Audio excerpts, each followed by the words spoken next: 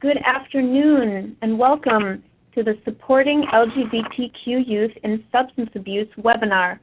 My name is Allison Brill, and aside from being the moderator this afternoon, I am also the Community Coordinator for the Massachusetts Department of Public Health Suicide Prevention Program, the sponsors of this webinar, as well as the Department of Public Health's Bureau of Substance Abuse Services. Before I introduce our presenter, Missy Sturtevant, I would like to go over a few housekeeping issues. First, to join the video portion of the webinar, go to www.readytalk.com and under Participant, join a conference, enter 624-5494. On the next screen, you will be prompted to enter your name and email address, and then click the green Register for this meeting button. Second, to join the audio portion of the webinar, please dial 1-866-740-1260 and enter the passcode 624-5494. Third, should anyone experience any technical difficulties with either the audio or video for this webinar, please dial 1-800-843-9166. Again, that's 1-800-843-9166, and a ReadyTalk representative will be more than happy to help.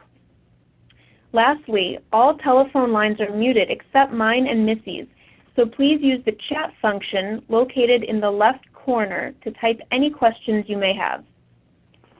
Given the number of participants, Missy will do her very best to answer as many questions as possible as we go along and at the end of the webinar during the question and answer period. Now that I've gotten that out of the way, let me introduce our presenter, Missy Sturtevant. Missy is a licensed clinical social worker that has more than a decade of training and facilitation experience. She studied social work at Wheelock College and has a BA in psychology with minors in health and wellness, as well as theater from Cedar Crest College. Missy has direct and macro-level social work experience that includes policy research, youth leadership development, and group home care.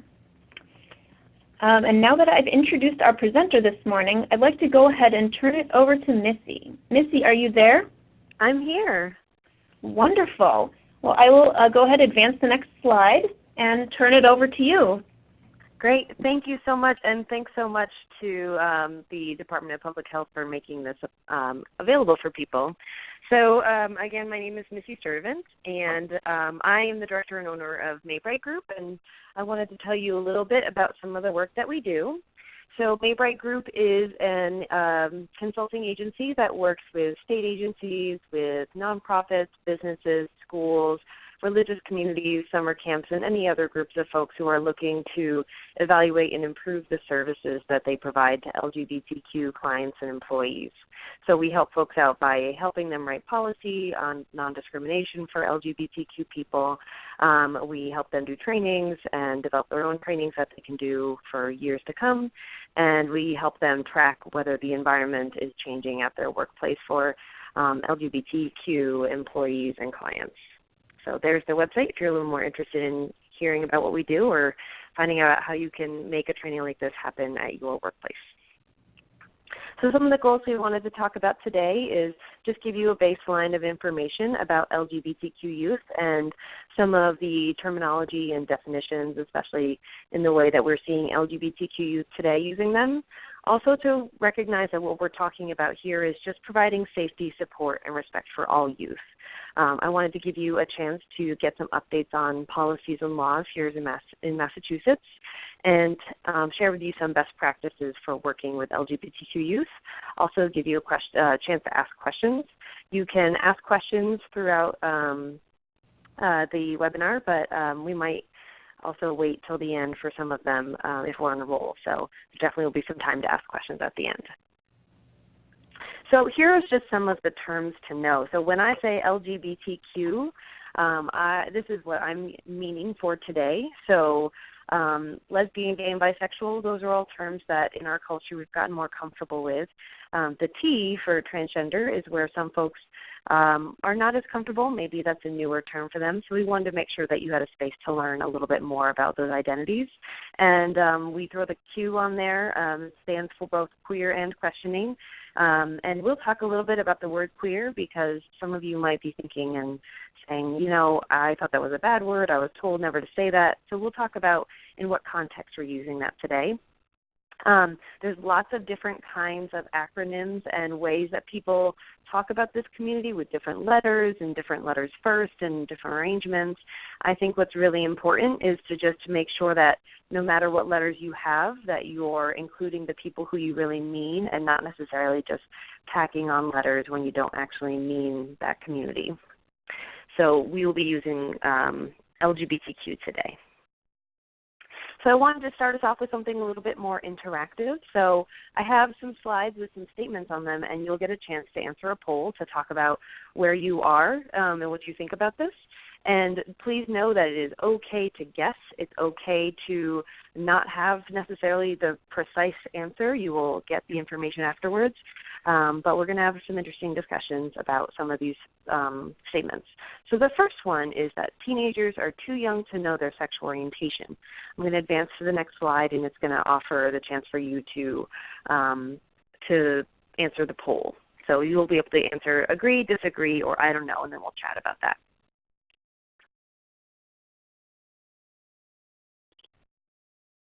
So there is a poll up. Great, people are responding. Please feel free to be absolutely honest. There's no judgment. We're here to learn all together.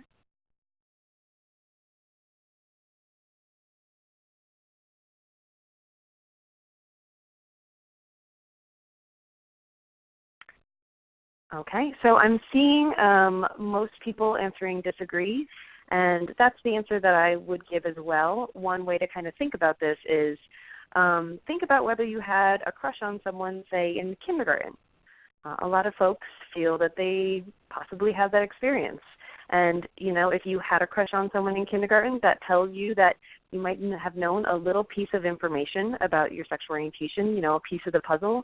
Maybe not the entire puzzle, but you know a little piece of information. So oftentimes I like to mention that when we're talking about sexual orientation, you know, we see kids maybe knowing a piece of information about themselves in kindergarten, but we also see kids are coming out right now in middle school. We see kids coming out as gay, lesbian, bisexual in high school and college. And, you know, a lot of folks I've heard stories, they know someone who woke up at 40 and was like, oh my gosh, I'm a lesbian. So the way I like to think about this is that our identities are evolving and emerging, which kind of makes sense. As you get older, you get to know yourself a little bit better. So we'll go into that a little bit more when we talk specifically about sexual orientation, but I'm going to move us on to the next slide.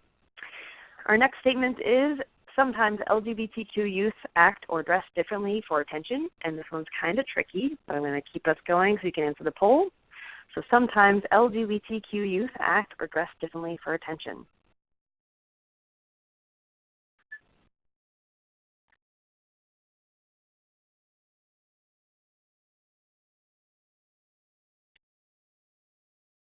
Feel free to just vote away where you're feeling. There we go.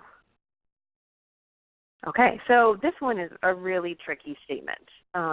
So I see some people are saying yes, and some of the times when I've done this training and we talked about this statement is that, you know, sometimes you dress in a certain way so that you put out that beacon and say, where are my people? And that's a way that we see LGBTQ people doing that sometimes. Sometimes, however, we see youth who just in general, not just LGBTQ youth, are acting or dressing a little bit differently for attention. So I like to suggest that people think back to high school and think back to that one thing that you used to wear that now you look back on it and cringe a little bit. So, and I'll be upfront with you and tell you mine was Jinko jeans. So if anyone is a 90s kid, early 2000s kid, you know those ridiculous jeans that people would wear that had really long bell bottoms and just weird. So We all kind of do something like that sometimes in adolescence, especially because it's a time to think about your identity. However, this statement can be said with a certain kind of tone to it. So sometimes LGBTQ youth dress or act differently for attention. And you can think about that and see how someone might mean that in a not supportive way. They might be trying to put someone down for trying out those kinds of things, or saying, this is a population, they're just attention seekers and troublemakers. So what's really important to think about is what are your own personal biases, or what are your own personal interpretations of what the world looks like and how you expect people to act, and to, when working with youth especially, and we're working with clients, to figure out ways to put that aside so it doesn't get in the way with the work that we're doing. So thank you for doing that poll. The next one is LGBTQ youth are more likely to be sexual offenders than straight youth. I'm going to open up the poll.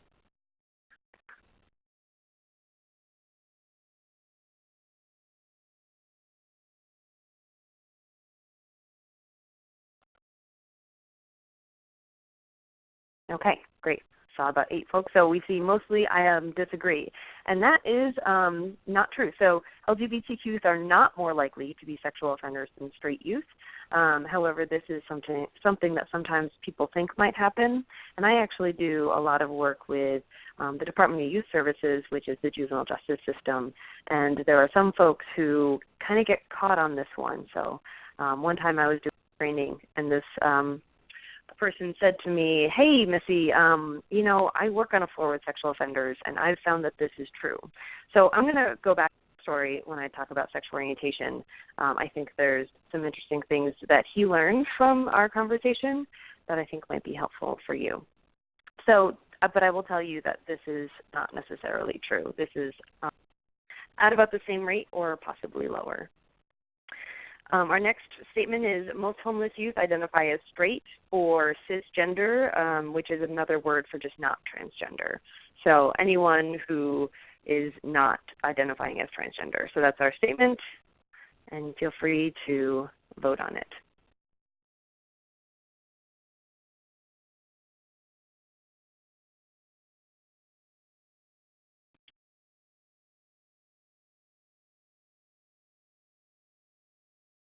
So this is neat. We're seeing more folks kind of all over the place.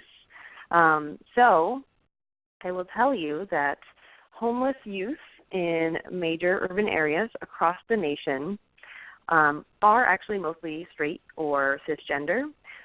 We see that, however, 40% of homeless youth in urban areas across the nation identify as LGBTQ. So 40%, that's almost half. I think it's really important to point out that the general population of LGBTQ people is about, between 3.5 to 5%, which is a lot smaller than most people think. So it's really important to think about the disparity that we're seeing with this population and homelessness.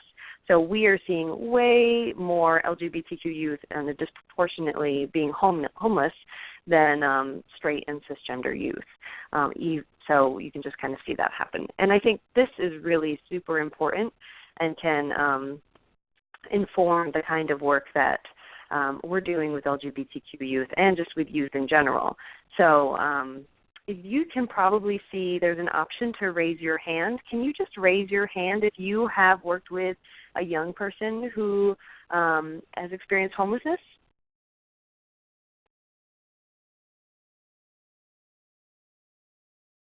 I see one hand raised, 2, 3.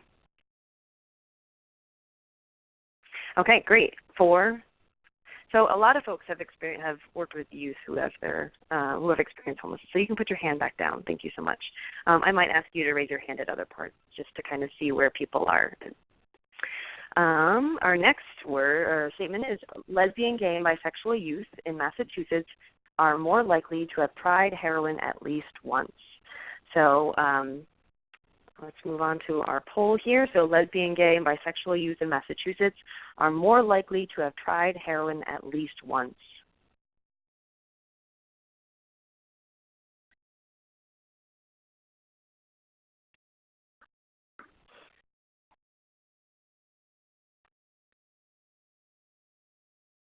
Great. So I will let you know that this statistic we pulled from the Massachusetts Youth Risk Behavior Survey. So there's a survey that high schoolers fill out every other year to talk about their identities and talk about the risky behaviors that they've engaged in.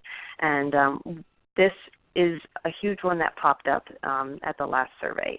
So we found that this is true, that lesbian, gay, and bisexual youth in Massachusetts are 9 times more likely to have tried heroin at least once.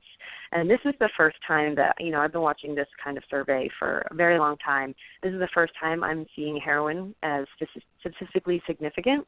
The drug we were watching before was cocaine. So, and this is such a huge rate, 9 times. I mean, we're not seeing that with any other drugs right now. And I'm sure all of you are aware that heroin is very cheap right now. And we're having lots of problems with heroin use and heroin addiction. So, you can pair that up with things like our homelessness statistic or things like youth who are not feeling welcomed or safe and are trying to self-medicate and trying to, do whatever they can. So sometimes when you're at your hardest place, you make decisions that you wouldn't necessarily make, and I know that's something you're all familiar with. So thank you for voting and going through that activity with me. So I'm going to go into more of the bulk of our talk today, which is a model that I like to use that helps people understand some of the identities that we're talking about. So the model I like to use is, I call it the junior varsity model. There are more complex models, and if you're interested in seeing those, please send me an email afterwards and I'll share those with you. But this is a good introduction. This is called the genderbread person. So you can see with this person, we have 4 different identities that we all have. So we all have a gender identity. You can see that is pointing to the person's head.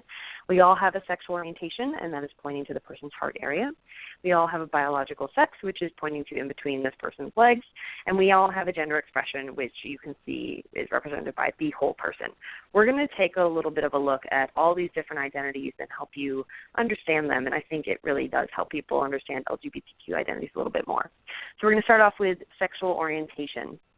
So this is something that our culture has gotten a little bit more comfortable with. But when we're looking at sexual orientation, we're actually looking at 3 different things. We're looking at attraction, behavior, and a label sometimes that people use, some word that makes sense for them. And we expect in our culture for all of these things to fit in a specific little box. So, for example, if you have a woman who identifies as straight, we would expect her to be attracted to women and to only engage in sexual behavior with women over her lifetime and to use the label of straight. But we're talking about people, and I like to point out that people don't really like to fit in boxes. However, we use boxes to try to make sense of the world. So, for example, in our world, sometimes people engage with sexual behavior with people they're not attracted to. That's a thing that happens. Or sometimes you might know a little bit about someone's sexual history and their behavior, and they use a certain label for themselves that might confuse you. That might make you think, like, really? But I know this about you. And we can't look at necessarily all of this without just waiting for that person to tell us who exactly they are.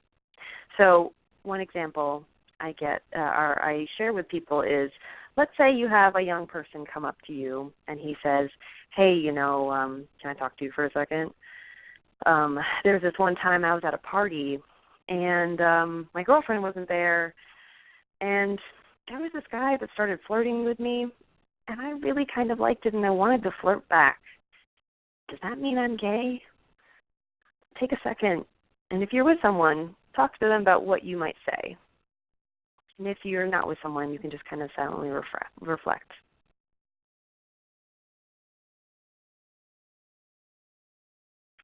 What I find is that when youth are asking those kinds of things, they don't actually want you to answer yes or no, because you don't know what their sexual orientation is.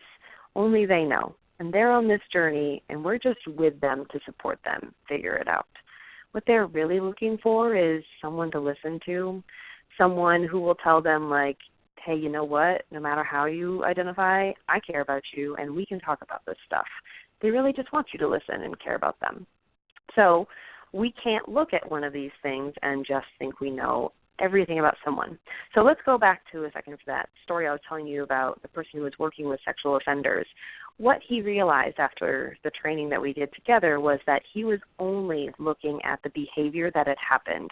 So he was looking into this person's history and of sexual assault and looking at what the gender was of the person that he, of the victim that he had done this against. And realize that, sex is not just about sex. Sex is a very complicated thing and can be lots of different things all smushed together. So we don't know anything about someone's sexual orientation until they tell us. So the best thing to do is to create an environment where people feel like they can talk about this kind of thing. And to not maybe just make assumptions about who people are, wait for them to tell us because we don't really know. So also, I was talking to you before about teens coming out or people coming out at all different ages. And I mentioned that people coming out and that our identities are evolving and emerging at all times. So I like to point out that the identities words like evolving and emerging, those words sound a lot like change. And sometimes it makes people think, well, if sexual orientation is something that changes, then maybe we can control that and we can change someone's sexual orientation through things like therapy or prayer.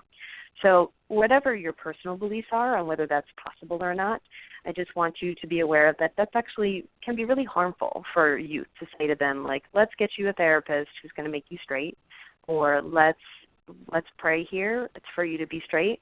And that all the major medical and psychological associations are not on board with that. So it would never be appropriate to say that to a young person. So I'm going to keep us going on talk a little bit about bisexuality. I like to point out that there's often sometimes some myths that come along with bisexuality. So I have heard things like bisexuals 50% like men and 50% like women, or only women identify as bisexual, or it's a really cool fad for young girls, or bisexuals, you should never date them because they're always going to leave you for the gender that you're not, or bisexuals want to date a man and a woman at the same time. So all of this kind of stuff, or bisexuals are more promiscuous. There's a lot that's kind of attached to folks who identify as bisexual and a lot of myths. I think this is a population that needs a lot of support. So I think it's important to reach out to those folks and to make sure that they have a space to find support and to talk to someone if they need that. And I gave you a really great definition of what we really mean with bisexuality, which is someone who is attracted to two genders. So here's the way that I would love for you to think about sexual orientation. In our culture, instead of what is on your screen, we usually think of two boxes. People either fit into one or the other, and one is straight and the other one is everything else.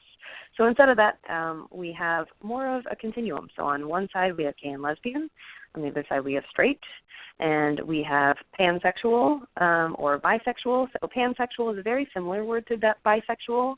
I hear a lot of young people using it, so I want to just kind of let you know about that. What it really means is hearts, not parts.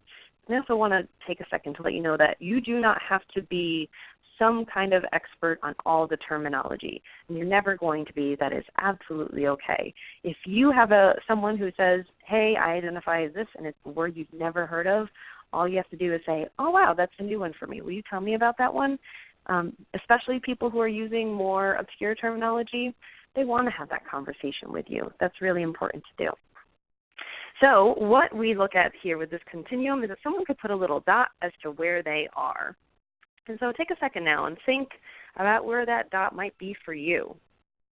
And I want to point out that if someone, say, had a dot like right here, I think everyone can see that dot, that person might identify as bisexual. That person also might identify as straight, like instead. And so we're not always seeing the extreme ends. People aren't necessarily always on the extreme ends. There's a little bit of some room to move around here. So I just want to recognize that. So people are where they are. They use whatever terminology feels right for them, and we just respect that and go with what they tell us as who they are. So this is a way of thinking about it that's a little more inclusive and open to us people telling us who they are. So let's move on to our next identity, which is biological sex. This is the kind of stuff that you probably got in maybe like 5th grade in health class. So when we look at what makes up a biological sex, we're actually talking about 4 different components. And not one component is more important than the other. And there's not one that we look to say, oh, this is what their biological sex is. So when we're talking about chromosomes, we're talking about XY, which are typically people who identify as male, and we have XX, which are people who typically identify as female.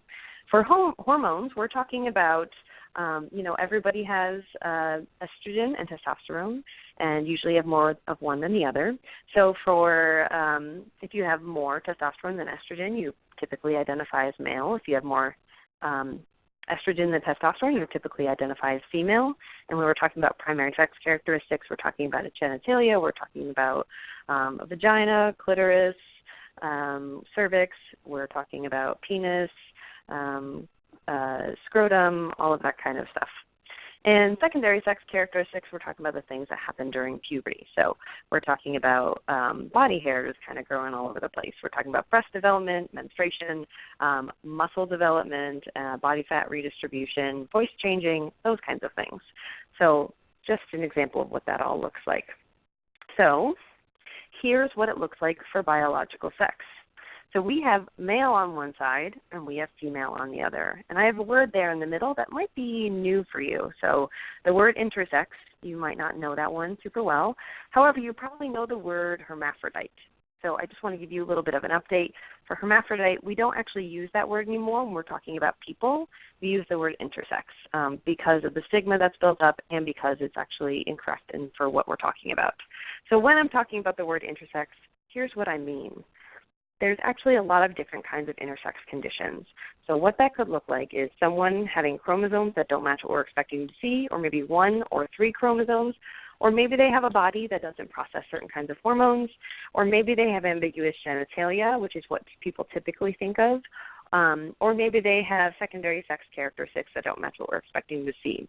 We're not just talking about ambiguous genitalia, and I want to point out that people who are intersex and just humans cannot have both fully formed sets of genitalia.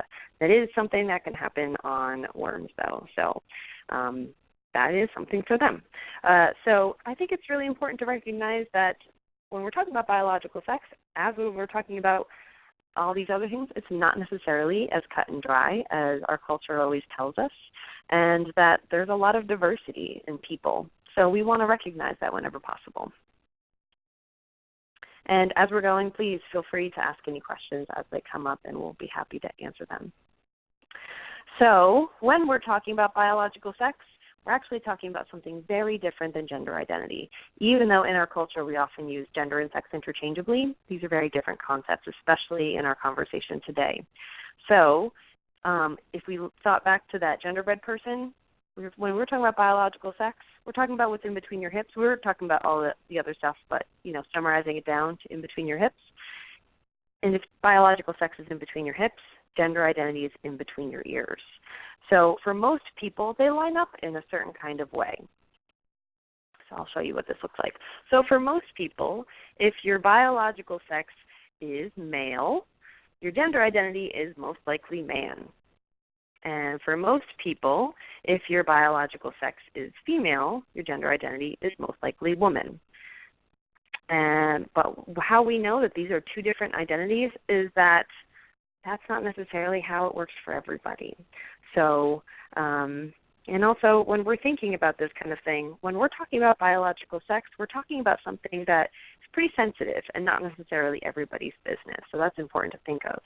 So the reason why we know that these are 2 different things is that there are some folks where their biological sex might not necessarily match up with their gender identity. So maybe say they had a dot over here, and maybe at some point in their life you're like, hey, you know what, I actually have a dot over here for gender identity. When we're looking at biological sex and gender identity always, always trumps biological sex. Because think about it. Whose business is it about what's going on underneath your clothes? It's most likely, yours, maybe your parents, maybe your doctor, and maybe your partner. That's really kind of it. So let's talk a little bit about transgender identities, because that is part of the reason why we know that those are two different identities. So transgender people, a definition that I like to use is when their biological sex does not necessarily match their gender identity in the way that it does for most people, because most people are not transgender. So like I was saying before, gender identity trumps biological sex. So what I've given you here is the most important information you need to know for someone who's transgender, which is their gender identity. So when I tell you that someone identifies as a transgender woman, she probably uses the pronoun she, and she identifies as a woman, and it does not matter what is underneath her clothes. How we show respect to her is to see her as a transgender woman if that's how she identifies. So you might also hear words like trans girl, or sometimes people don't even like the word transgender or trans. They might just use the words woman or girl and saying, you know, that's who I am, please see me that way. So for a transgender man, he might use the pronoun he. It's important that we see him as a man, a guy, or a boy. So you might hear transgender man or transgender boy or trans guy or trans man. And I also want to point out that there's some folks who their gender identity is not necessarily completely man or completely woman. It might feel like it's a little more in the middle. So if we look back on this, there's a middle space there. And I gave you one of the words that I hear the most, which is genderqueer. I also hear gender variant, gender fluid, gender creative. Again, you don't have to memorize all of these. Just talk to people about the words that they use for themselves. So in the same way that there's middle space for intersex and for biological sex, and that there's a middle space for bisexual, pansexual, and what other words people use, there's a middle space for gender identity. So even if you're sitting here and you're like, you know, how do you not necessarily know if you're identify as a man or a woman? What's really important is that you don't have to necessarily understand it. And you're not going to understand every single person's identity. But what we need to do is make sure that we understand that that person still deserves respect and support. And we need to make sure that they get that. And since you don't understand their identity, what it might mean is that you have to have a conversation with that person about what makes them feel safe, what makes them feel respected, and how can you show them that you care for them. So you can have those kinds of conversations of like, hey, you know, I just want to make sure you're doing okay here, you're feeling safe. What can I do for you to make sure that you feel that way? So that is genderqueer. So when we're talking about transgender people, we often talk about some kind of transition, because most transgender people go through some kind of transition at some point in their life. So there's social transition and there's medical transition. I'm going to focus more on social transition because you might be supporting someone who's going through a social transition. Medical transition, not necessarily a part of every single person's path, and also it's not necessarily everybody's business. So social transition, what we're looking at is name and pronouns. Those are huge for folks who identify as transgender. I mean, think about it this way. If you showed up at work every day and someone greeted you at the door saying, hey, Bernice, good morning. I don't think anyone here is named Bernice. I'm looking at your list. Nope, no Bernices. So you probably don't want to be called Bernice if that's not your name. Same thing for trans folks. They want to be called their name, whether it is what's on their driver's license or their birth certificate or not. Just for example, my driver's license does not say Missy. It says Melissa, but people call me Missy because that's just my name. That's what I go by. It's what I answer to. So we show respect by calling people the name they go by. So also, we use the pronouns that people use. So if you are not an English grammar nerd, here's what a pronoun is. Pronouns are the words that we use to talk with or about someone. So like he, she, they, those are words you can use. And here's an important thing. Can you please raise your hand if you've ever had a conversation with someone and you weren't exactly sure what pronouns they used? Yeah, so we have a few people here, about like 4 people. And put your hands down for a second. Raise your hand if it felt a little awkward. Yep, okay, cool. We're saying a bunch of people too. It can feel awkward to not know what pronouns to use. That's why pronouns are really important in order to have the least awkward conversation with someone. So here's what we do is we ask people what pronouns they use. So if we were all in person here, I would give you all the opportunity to share your pronouns if you wanted to when you introduced yourself. We're seeing this happen more and more, maybe at trainings or at meetings, or people just put them sometimes on their name tags when they're at a conference or something. I do that all the time. I actually do it when I'm at church. So it's just a neat thing to do so that you don't even necessarily have to ask someone. You can see that there. But you can ask someone what pronouns they use. Here's what it would just look like. Hi, what pronouns do you use? So this is something that might feel a little awkward, but this is culture shift. This is what we can do to make as many people as possible feel safe and welcome. So that's why you might have heard people doing that. So I think in your case, when you're doing, if you're someone who does intake, that may be a time you can ask. If you are someone who is a clinician, that might be something you might want to ask every once in a while, or when you're first meeting someone and letting them know that if they have any updates, they can always let you know. So names and pronouns are very, very important. So clothing, I think it's really important to acknowledge that folks who are going through a social transition might try on different clothing. It might not be what they wanted to wear before. The most important thing, especially if you have any kind of dress code policy, is that people wear appropriate clothing in terms of how it's covering their body, not whether we think it's masculine enough or feminine enough. And of course, also when we're talking about social transition, there are some folks who are just really going through the process of figuring out who they are. And also you might see things like coming out to family and friends and finding support. When we're talking about medical transition, people might sometimes use hormone replacement therapy, which will cause changes to their bodies and is overseen by a doctor. Affirming surgeries, it's important. Sometimes I hear people say, oh, what surgeries has this person had? Well, it's not necessarily anyone's business, so thinking about that. And also whether you would be comfortable sharing all the different kinds of surgeries you've had with someone.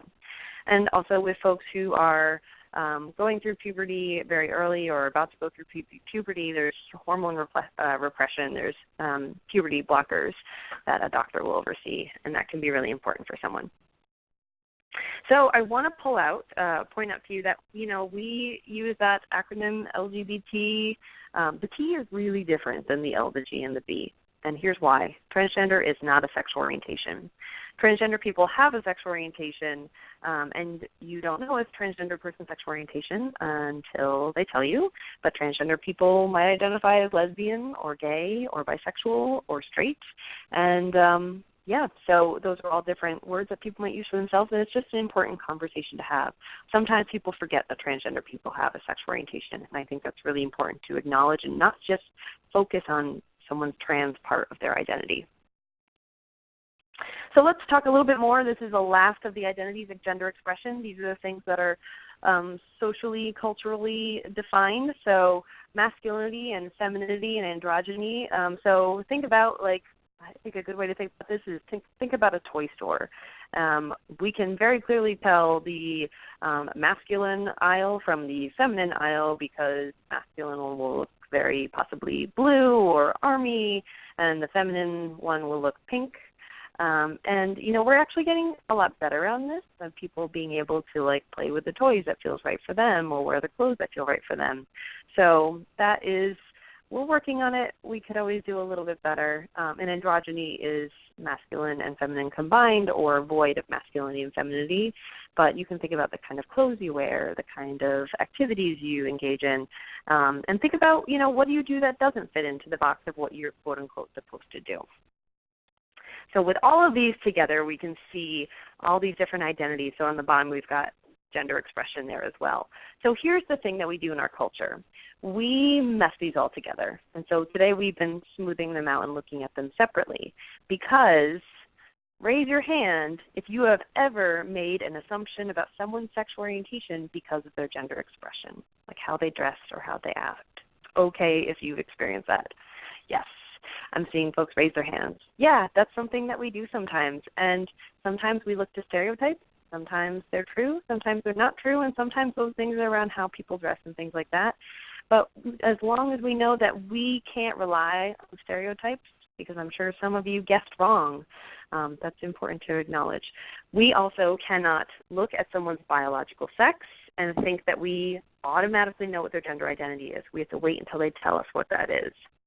We also cannot look at someone's gender identity and tell them exactly how to dress or what kind of activities they can do. People don't have to fit into that box as well. There's lots of different ways that we kind of take all these things and mix them all up, and I think it actually helps us to take a look at these all separately. I also want to point out that we have not just been talking about LGBTQ people. We've been talking about everyone, really.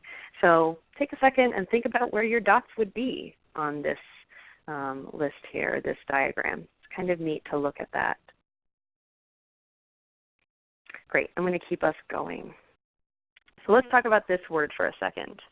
This is a word that has a lot of negative connotations and some sad history, but has been reclaimed by some folks, especially young people. So I just want to let you know in what context it's being reclaimed, because there are certain ways that youth might use this word that maybe they don't need to be reprimanded or be told that that's an appropriate word. And here's why that might be okay. So there are some folks who are reclaiming this word because they're taking the sting out of it. Because if someone says this word to you and you identify that way, you might be like, well, yeah, that's how I identify. So sometimes people use it to talk about their identity. So they might define their sexual orientation or gender identity that way. Anytime you hear people using the word queer to define their own identity, oftentimes what it means to me is screw your stereotypes, I do what I want. So people are rejecting all of those boxes and doing their own thing. And it means you have to have a conversation with them about what that really means. And they actually really want to have that conversation with you. Or sometimes I see it when it talks about queer community, which is a lot easier than saying LGBTQAIPTS, which is the game where people just try to add on letters for all the new words that people are creating. You can't ever be totally inclusive, but this is a neat way of talking about queer community. What we're talking about is people who experience marginalization from their sexual orientation and their gender identity. So that's an easy way to talk about all the folks that we mean. But if you are a person who right now is saying, you know what, Missy, I cannot do that. My mom told me never say that word. That's okay. That's where you are. All I want to know is that if there is a young person who that word's really important to them, that we let them use that. As long as they're using it to talk about queer identity or queer community, that person doesn't need to be put on repair or have consequences or things like that. So let's talk just a little bit about discrimination too. When we're talking about discrimination, sometimes we have a specific kind of idea in our brain. So what we're talking about is also denying someone's existence. That can happen of saying, LGBTQ people don't exist, or expecting someone to assimilate. So expecting LGBTQ people to look just like straight or cisgender people, that's not necessarily going to happen. We're diverse because that's kind of great. It's great to have differences, and we can take a look at them and learn about them instead of trying to assimilate them to have everyone fit into everyone's boxes. So anytime you can find a time to celebrate how someone is different, and that's pretty cool, that's really great. So I also wanted to define that, we have 4 different kinds of discrimination that happens. There's the internalized, which is when you take all those really sad and mean things that people say about you and you stuff them inside yourself. That all gets in there sometimes. So you might have heard the term internalized homophobia or internalized biphobia or internalized transphobia. Also there's interpersonal, which is what people usually think of. So there is one person said something nasty to another one. We're also talking about institutional and systemic, which is when systems are built to discriminate, and cultural, which is when those messages that people have hear about anti-LGBTQ-ness. I also, this sometimes happens through microaggressions, which are the small things that can really make a big deal when they are added up in someone's day. The way I like to describe it is, let's say you got a paper cut and you're like, oh, paper cuts are terrible. I hate paper cuts. But if you got like another paper cut, you'd be like, oh, darn, I got another paper cut. But if you got like over 1,000 paper cuts at one day, at what point are you just driving home because it is not your day? And the way we heal those kinds of small things is just by seeing someone. With this community, that's all it takes. So a huge example of that is using the right name and pronoun. There's a young person who I speak with sometimes, and the example he gives of the microaffirmation is that his mom sent him a birthday card that had his preferred name on the envelope, which she had never done before. And he kept that envelope. He has no idea where the card is, but that envelope and her using that name was huge to him. I also like to talk a little bit about intersectionality. So please, right now for a second, think of someone in the media who identifies as LGBTQ. Just have that person in your head. All right, raise your hand if the person you thought of was white. I see one. Up two. I'm guessing it probably was Ellen, or we've been seeing a lot of Bruce Jenner lately. I think it's really important to recognize that most of the people we see, we're getting better with this, but we see a lot of LGBTQ people that are white. And I want to point out that LGBTQ people are a part of every single community. Sometimes, though, we have a hard time at seeing a whole person in our culture. So I wanted to just introduce you to the concept of intersectionality if you don't know about it already. So here's a good way. I have a little comic that will help you. So this is Bob. So this is a great little comic that was made by Miriam Dobson, and I think she does a great job of explaining it. So we've got this triangle, Bob. He is a triangle and stripey, and he is so all about that, and that's really great, except he sometimes finds himself in places where people don't really like him. They don't like triangles or they don't like stripes, and so when he goes for support, he has to sometimes choose between whether he's seen as a triangle or if he's seen as stripey. So, and sometimes those folks, those groups, are even fighting between each other, so that's pretty rough. So Bob needs a place where he can feel proud for being a triangle and a stripe. So he, when we see a person or a circle that's stripey and a triangle working together, and that's really important. So when we're talking about ways that people are oppressed, we can't solve any kind of oppression unless we're looking at all different kinds of oppression.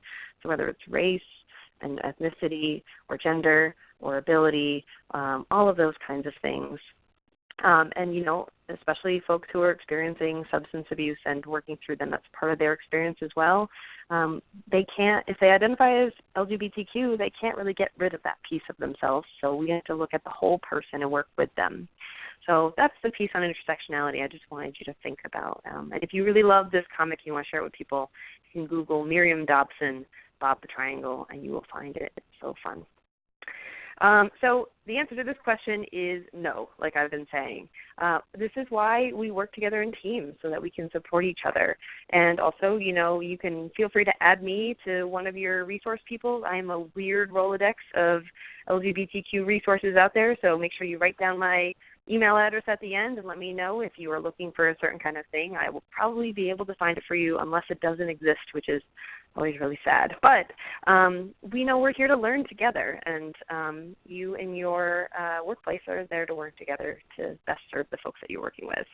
So here are some of the best practices that I collected, and I kind of thought about, what is the experience of someone accessing your services from the beginning to the very end. So when you have someone, even before they walk into the door, what is the things they've heard about it? So, do they hear that you are welcoming? Have they ever seen a pamphlet? When they get there, is the reception person friendly? And we'll talk a little bit more about reception, what they can do. What does your intake procedure look like? What does working with someone looks like?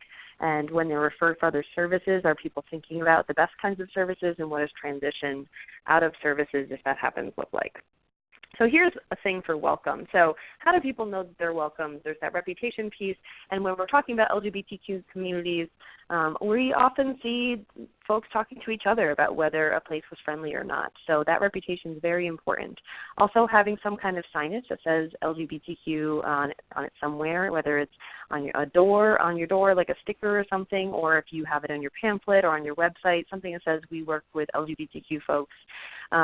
Rainbows, oftentimes, like a little rainbow sticker will mean a lot to folks. I have heard from trans folks that if there is a rainbow, they don't necessarily always know that you have gone above and beyond to welcome them. So a trans symbol might help.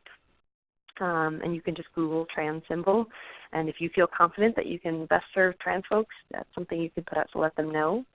And also a staff that reflects the population. So when we're talking about LGBTQ people, do you have LGBTQ people in your staff, and are those folks supported as well? And also making sure that it is accessible to people. People can get to it, that there's nothing making it hard to get into the building itself and things like that. Accessibility is a huge problem for LGBTQ people who just often feel like they're not actually welcomed. And for your reception, here are some great things. This is from the National LGBT Health Education Center, which is part of Fenway Health. Avoiding gender terms and pronouns whenever possible is really great, because sometimes you're guessing and sometimes you guess wrong. And to use gender-neutral words such as they, them, and theirs, but never it, because it is talking about an object and we're talking about people. And using they is actually something that we often use in our vernacular without even realizing that we do it, because saying he or she sounds really awkward sometimes and it's more formal. Asking for a preferred name and having that and calling that's totally calling someone by that. And if you make a mistake, which you probably are going to make a mistake at some point, just saying you're sorry really quickly and not spending too much time on it. Also thinking carefully about what do you need to know versus what do you want to know.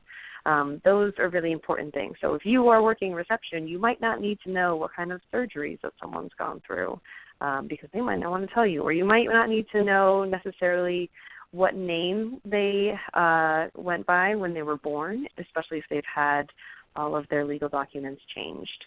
If you're helping someone to update their files, you might need some of that.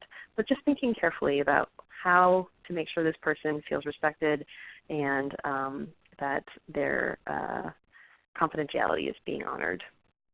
Here are some just best practices for just working with LGBTQ clients if you're someone who does direct work. So having this be something you talk about during intake, asking questions about sexual orientation, asking questions about gender identity, that is a great thing to do. And this is probably something that you might want to talk about if you don't have those kinds of questions with your agency, and talk about how you want to do it agency-wide. I'm happy to help folks out if you need that kind of help. Also thinking about trauma-informed care, I know people think a lot about that. When we're talking about trauma with this population, I like to point out that there's a difference. We're talking about sometimes trauma that is from violence, and trauma sometimes that is just from not being seen. Some folks who are not seen for their identities do experience trauma, and just think again about the paper cuts and how many paper cuts does it take until it's actually trauma. So the best way we can do trauma-informed care for this population is to give them as many opportunities as possible to tell us who we are or who they are, and to really listen when they tell you.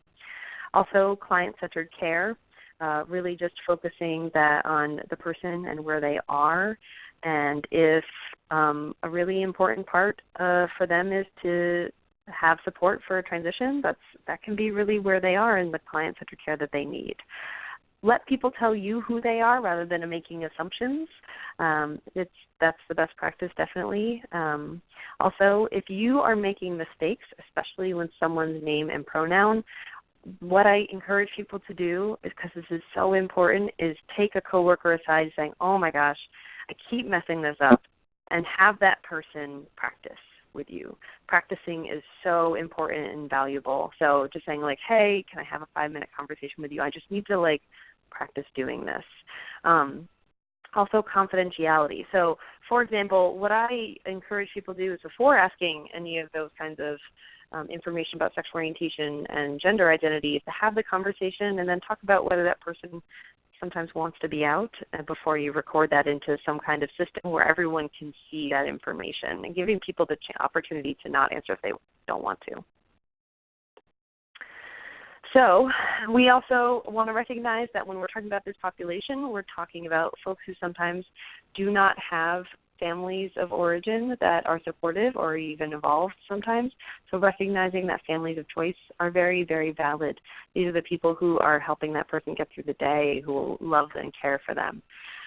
Also, we want to empower this community as much as possible. So just acknowledge that this community, like every community and group of community, has leadership, has strengths, has things that we could all learn from, and how can we lift those people up and give them some opportunities to show those kinds of skills.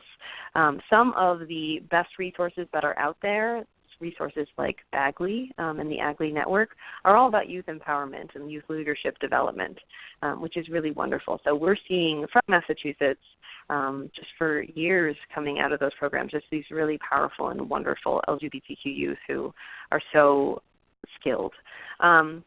And also that someone's LGBTQ identity might not be the focus for their work. So, for example, I was talking to a young person who said that, when he was seeing a therapist, one time they were talking and the therapist was like, so what do you want to talk about today? And he was like, well, my brother is really having problems with substance abuse right now. He was in recovery and now that's not really working.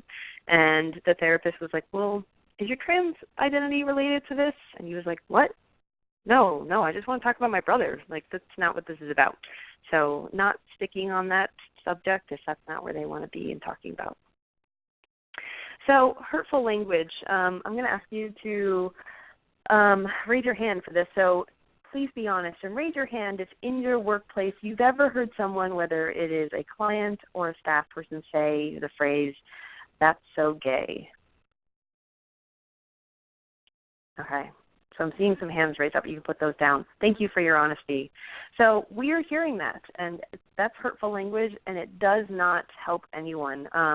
Because I'm going to ask you to raise your hand again. Please raise your hand if you have someone in your life who identifies as lesbian, gay, or bisexual.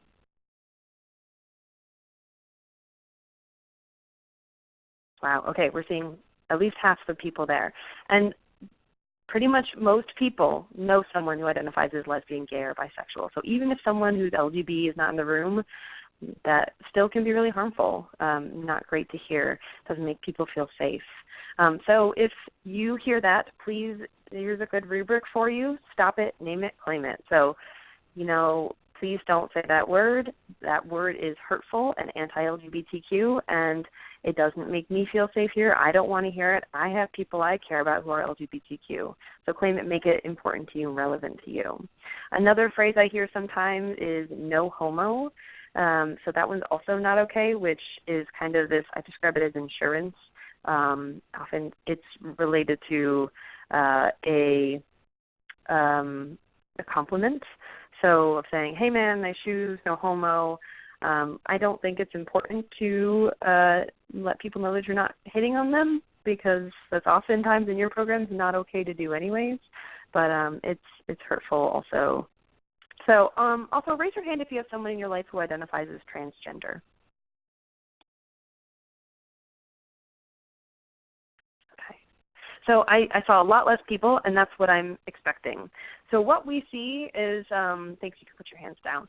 What we see is typically that more people know someone who identifies as LG or B, and not as much T. So that's why this is also so new for some people. You're seeing more things on TV about transgender identities, but maybe most people don't know someone who's transgender. And so we're learning all together, and that's important. And as you might get to know someone who's transgender, you'll see we will start to see our culture change around transgender identities as well. So one thing I would suggest for you is if you are the person who sometimes, doesn't watch the show that has a transgender character, or didn't watch the movie that had a trans character in it, push yourself and get to know folks who identify as transgender in the media. That's a great way to do that.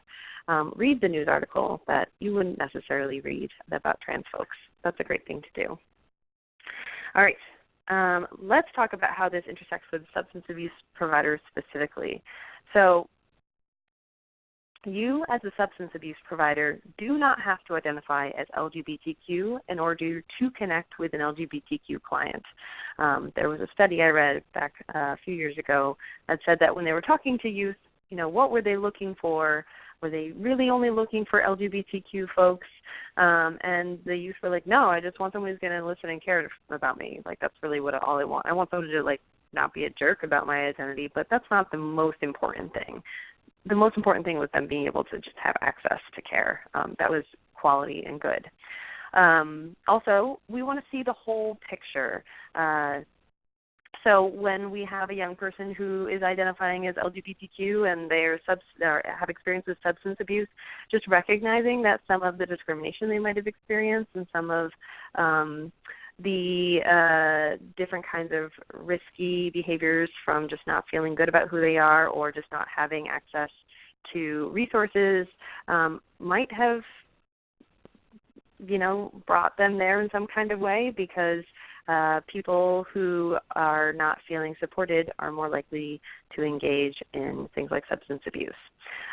So also just thinking about where this person is in the stages of recovery and how, if their LGBTQ identity is relevant in that, and also finding support free from substance.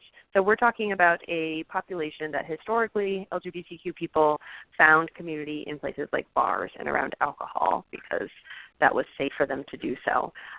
So helping them find connection to LGBTQ people that is free from substances, and that can absolutely totally happen because LGBTQ people experience substance abuse as well.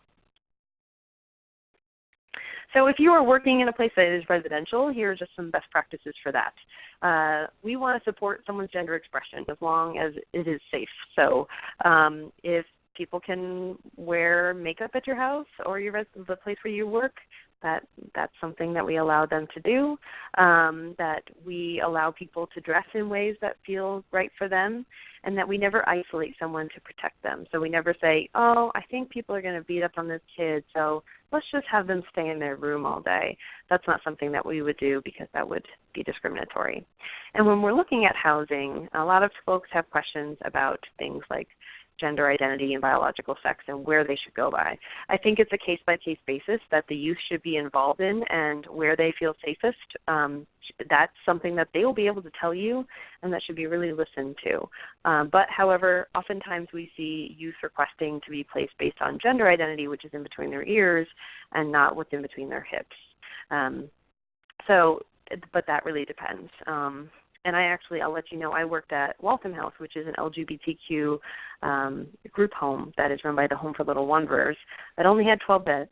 And when we were doing placements and housing, what we looked at was who's going to get along well? Who are we going to have to worry about? And we were not really ever looking at biological sex or gender identity. We couldn't go by those things because that would not have necessarily worked for us. That's a little maybe too radical for some folks, but it's something to think about. That's really what we're really looking at. So in a part of this culture shift, we are going to be focusing less on biological sex to determine where people are placed. And also confidentiality. So if you have a resident who identifies as transgender and they do not want to be out to everyone else, they might not necessarily have to be. So this, however, this kind of thing in placement, I think it's really important to not just have one person involved in making that decision. I think it's important to have a lot of folks involved, and that it's thought about carefully. And I actually provide support in that decision making for some of the folks that I work with. So that is a resource that's available out there, people to help make that decision. So when you have folks who are moving on or they're looking for referrals while they're with you, a really important thing is to think about the right referral for the right client. And this is going to save you from being burned from, your clients being burned from the referral, and also for the referral not being mad at you for not sending the right person to the right place.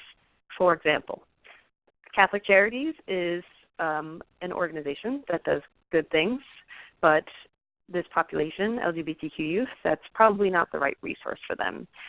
They might not find the right respect, and it might not be the right resource for them. So when you are connecting for referrals and transition and things like that, I would just ask folks if they support LGBTQ youth, if they work with LGBTQ youth, if they have a policy on non-discrimination, if they ever do trainings for their staff on LGBTQ identities and cultural competency. Those are some great questions that you can ask. You will also be getting a resource sheet that I put together along with some of these best practices that you can download. That will be sent to you in an email after today. So hopefully you haven't been furiously taking notes this whole time, because you'll get all the important things. Okay. Let's talk a little bit about laws. So here is where Massachusetts is. This is specifically the student anti-discrimination law. So you can see in here the enumerated categories of things like race, color, sex. We added gender identity, religion, national origin, and sexual orientation. So sexual orientation has been on there for quite some time. Gender identity is new as of 3 or so years ago. So this is this in the whole context. When we are, actually, I'm going to go to this first. In 2011 or 2012, there was a bill that passed that made sure that people would not experience discrimination for their gender identity or gender expression, and actually we already had these protections for sexual orientation. And this provided protections for people from being fired or told they couldn't have a job because their gender identity or gender expression or in sexual orientation was already there, or they couldn't be told you can't rent this apartment, you can't buy this house because of their gender identity or gender expression, or you can't go to this public school because of your gender identity or gender expression, or you're not able to access credit because of that. Where we are right now is that there's some interesting conversations happening around public accommodations because that has not been included. It is included for sexual orientation, but not for gender identity and gender expression. So you might not know what a public accommodation is. A great other word you can use to think about it is public spaces. Sometimes what we hear that comes to mind immediately is bathrooms, which public restrooms, yes, are a public accommodation, but we're also talking about hospitals, museums, the MBTA, sidewalks, government buildings, parks, anywhere, a business that's open to the public, anywhere that's just open to the public. So right now I just want to let you know that we do not have any formal protections for people based on gender identity and gender expression for public accommodations, which makes me a little scary for me when I think about things like hospitals, which are really important, or people being able to just get on the T and go to work. So when we were looking at this education piece, we were trying to figure out what exactly does that mean. And so let me show you what that means. The Massachusetts Department of Elementary and Secondary Education created a guidance on gender identity that really broke this down and said this is what we mean. So if you are working in a school or work with youth who are in schools, this is important for them to know because these are protections that are available to students of all gender identities. So students can change their name and gender marker and record changes, and they don't have to do that legally because in Massachusetts we have a thing called common law name change. If you have more questions about name changes, I'm happy to talk to you specifically. It's always best, obviously, if you've got parents on board, but there are some ways that you can make sure that the student feels safe and able to go to school and learn, even if their parents aren't necessarily on board, especially when the youth are older, like around 13 or 14. They don't necessarily always need parental consent, even though that would be the best case scenario. For bathrooms and locker rooms, it's really important that trans youth get to use the bathroom and the locker room. That's so, so important. I've heard too many stories about kids who don't eat lunch, who never drink water, because they don't want to have to worry about the bathroom. And just think about the last time you had to go to the bathroom. Think about whether you could sit through a lecture. Hopefully you don't have to pee right now because you're probably not listening to anything I'm saying then. Confidentiality of just recognizing that people, if any information around any kind of transition is only, limited to the folks who really need to know that. So that's the what do you need to know versus what do you want to know, and also what does everyone else need to know. So that's important to think of. And athletics, which are an important part of the learning experience for some people, that trans folks should have access to athletics, and they can play on teams that match their gender identity. Also gender practices. We have this interesting tradition in New England because it happened. I'm from Connecticut and we did it too, where we have girls wear white when they graduate and boys wear a color, which is so weird. But a lot of schools are looking at that and changing that because it can feel isolating for people to have to pick one or not wear the one that really fits for them. So a lot of schools are switching to like one color or lots of different colors, and you get to pick one. So this is a little bit more complicated. If you have more questions on what schools should be doing, I actually work with the Safe Schools Project for LGBTQ Students, which is something that the Massachusetts Department of Elementary and Secondary Education and the Massachusetts Commission on LGBTQ Youth collaborates on, and I go out and do trainings for schools. And if you have public funding, that training is absolutely free. So let me know if you are interested in that as a resource. So just here's an update on language and where youth are. So anytime I'm talking about language, there's definitely not a be-all, end-all language. So this can vary from group to group, personal preferences and things like that. But here's what I usually hear. Usually people are staying away from the word homosexual unless that person uses that word for themselves. There's just a history of people using the word homosexual and trying to use it to scare people because it has the word sex right in it. So sometimes we hear anti-LGBTQ folks using that word specifically. But if you have a person you're working with and they use the word homosexual, I would mirror that language. I just wouldn't be the first person to bring it up. Lifestyle is not really a word that's in favor anymore. Sometimes people say alternative lifestyle. That's oftentimes I'm not really hearing that. People aren't really using that. Any kind of derogatory words. So just for anyone who gets upset about this, I'm just going to give some examples. So move your ear away from the phone if you need to. But words like fag, dyke, tranny, those kinds of words are not okay.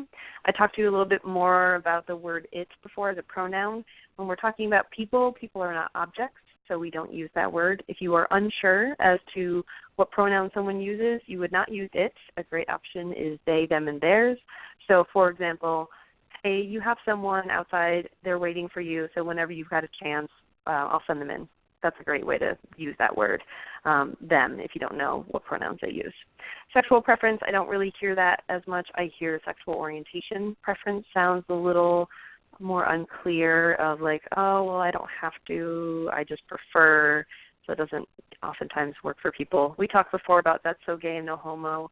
The next one is just a little bit of grammar. There was many years that the grammar on LGBTQ words was kind of settling, especially for trans folks.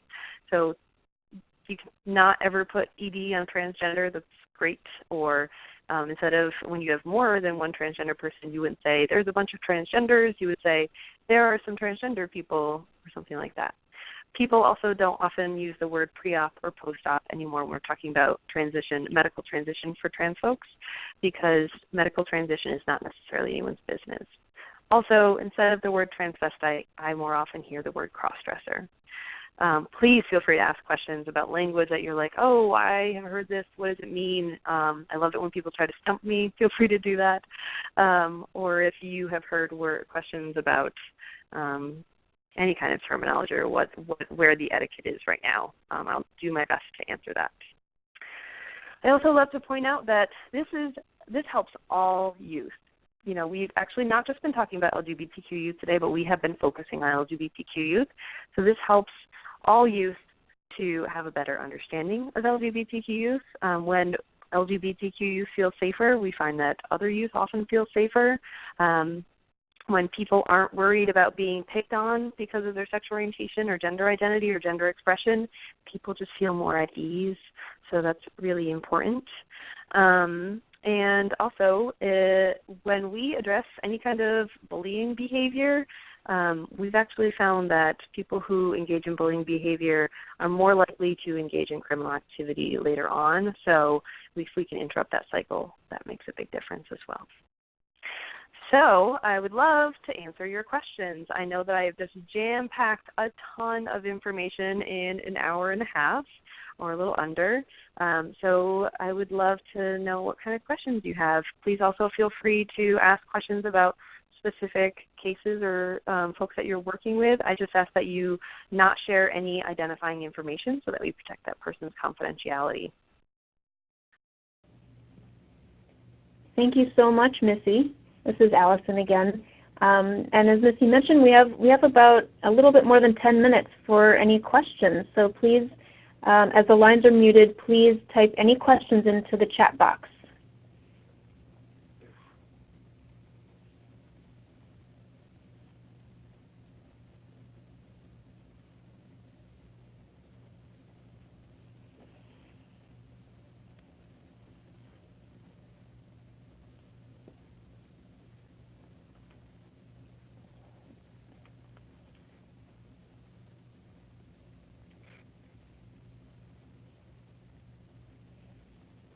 we'll just give you all a few minutes to think if you think of some questions.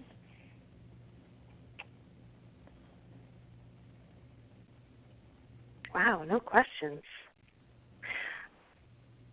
If you don't feel comfortable asking a question here, please jot down my email address and know that you can always send me an email, and I'd be happy to answer any questions that you might have. Well, Missy, while we give folks a few minutes, do you have any maybe prompting questions to help the folks thinking about some of their practices and how they might make their workplaces more, more inclusive and welcoming?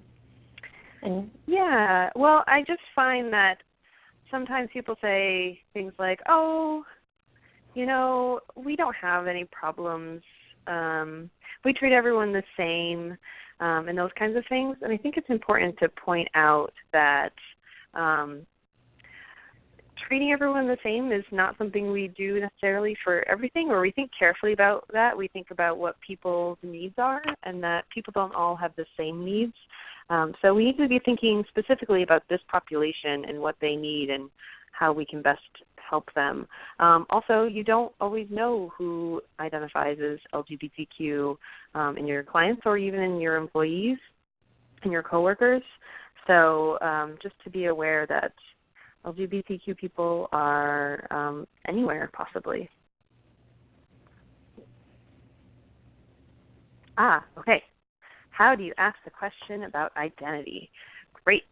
So thank you for asking that.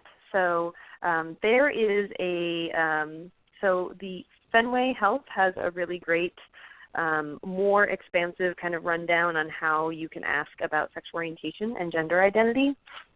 So you could definitely take a look at that. But theirs is more medical focused.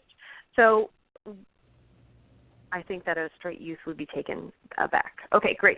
So I like to, before I do any kind of intakes, I would prompt it with, I'm just going to ask you some questions. Just want to let you know that we ask everybody these questions, and you can always refuse to answer them. So one of them can be, do you identify your sexual orientation as straight, gay, lesbian, bisexual, or something else? So that's something you can ask, and they can always refuse to answer.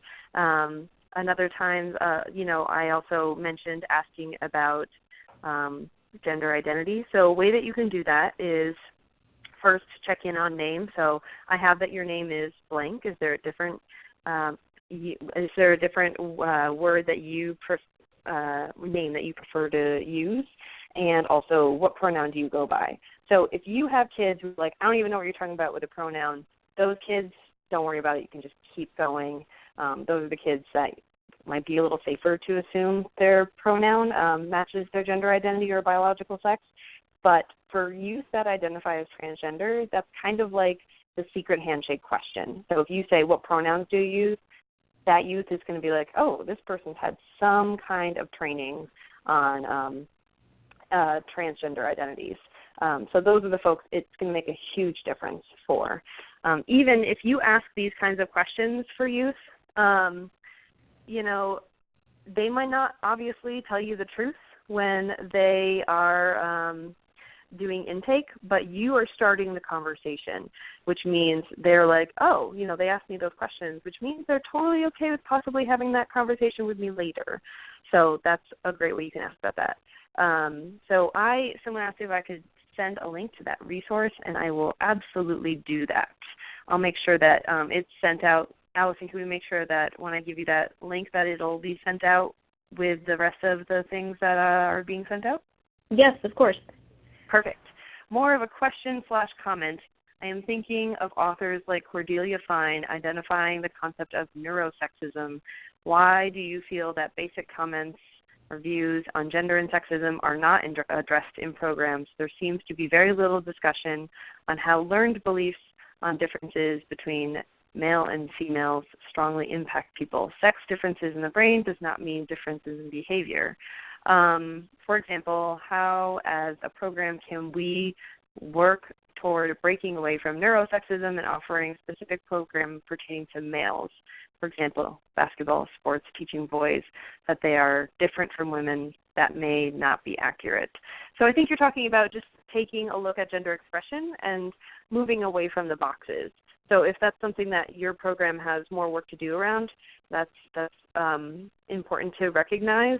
And a really great resource for that to start the conversation, one of my favorite movies is called Straight-Laced, How Gender's Got Us All Tied Up. So I'll make sure that you get information about that too. So it's a movie that is completely first-person narratives of youth, not just LGBTQ youth, youth talking about how they feel boxed in by gender and how it feels frustrating sometimes, and how sometimes they're just not necessarily really thinking about it. And it does also talk a little bit about LGBTQ youth, youth who feel stuck into stereotypes or youth who happen to fit more into stereotypes and how they are treated because of that. And it does talk about trans youth as well. So youth want to talk about this stuff. They really want to talk about how they feel boxed in by gender. I think that's a good thing to start that conversation with. And I would also, I don't have anything specific off the top of my head to share with you, but I know there are great lesson plans out there for talking about opening gender expression stereotypes and having a conversation about that.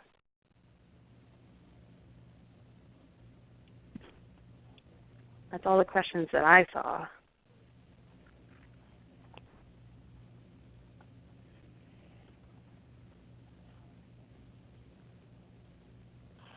So I wonder if I'll make sure that folks get access to those resources that are not on the resources list that I mentioned. And you will get the best practices sheet that I shared with you as well. Wonderful. Well, Missy, I would like to thank you so much for presenting this afternoon, and thank you all for participating in this webinar. Everyone who participated will receive a follow-up email containing a link to the podcast as well as the resources that Missy mentioned. In addition, be on the lookout for emails about upcoming webinars and trainings being sponsored by DPH. And after you log off, please take a few moments to complete the evaluation. I hope today you have gained more knowledge about how you can support LGBTQ youth in your programs. Again, thank you so much for participating, and have a great rest of the day. Thank you.